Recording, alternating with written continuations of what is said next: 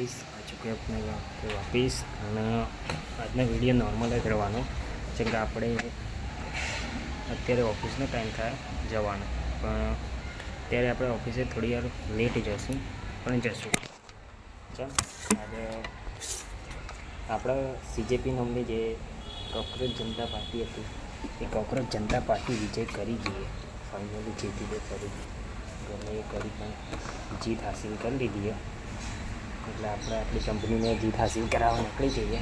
થોડી વારમાં કેવું પણ ગાડી નહીં થતી, હા એવું ચાલે CJPમાં. અત્યારે તો આપણા પાછળની સમજી લો વરસાદ એકદમ બંધ, એટલા માટે આપણે ચશ્મા બસમાં પહેરીને નીકળી જઈએ. તો ટિફિન બિફિન બધું લઈને નીકળ્યા, જોખમ ના લેવાય, વરસાદ ચાલુ થઈ જાય તો. ધર્મેન્દ્ર પ્રધાનના જ્યારે રિઝાઇન આપ્યું તો એમ લાગ્યું કે ભાઈ કોક તો કરી શકીએ, બધા સપોર્ટ એક તરફ થઈ જાય, બધા સ્ટુડન્ટ એક તરફ થઈ જાય તો ગમે તે થઈ જાય ભાઈ, ગમે એવું પોસિબલ હોય ને ટ્રાય કરો ખાલી. એ જ કોન્ફિડન્સ સાથે આજે આપણે નીકળીએ નોકરી પર. નવી નોકરી નહીં, જૂની જ, પણ નીકળવું જરૂરી છે, પૈસા કમાવા જરૂરી છે.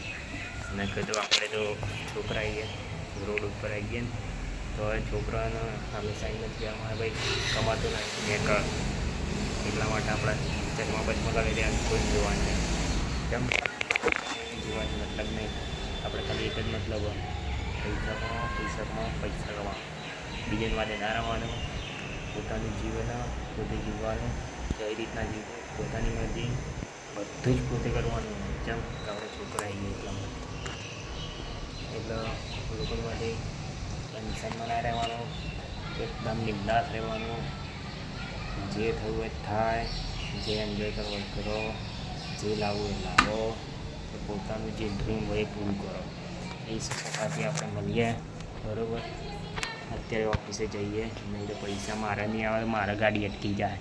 અત્યારે કાલે તો પેટ્રોલ પૂરાયું ઇથેનોલવાળું જો, પણ ભાઈ મારા ગાડીમાં E20નું પેલું આપેલું પહેલેથી, એટલે ચાલી જાય.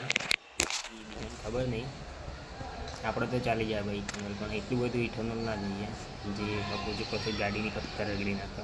એટલા માટે જેને અમુકનું નહીં ચાલતું, કેમ કે એમનું એવું E20વાળું પ્રોટેક્શન આપી જ નહીં ભાઈ, એટલે એ સિસ્ટમ આપી જ ના હોય એમને.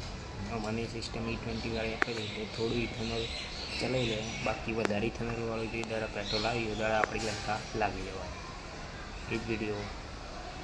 બાકી તો બિહારનો પ્રોટેસ્ટ જોઈ લીધો ને, એવો થાય.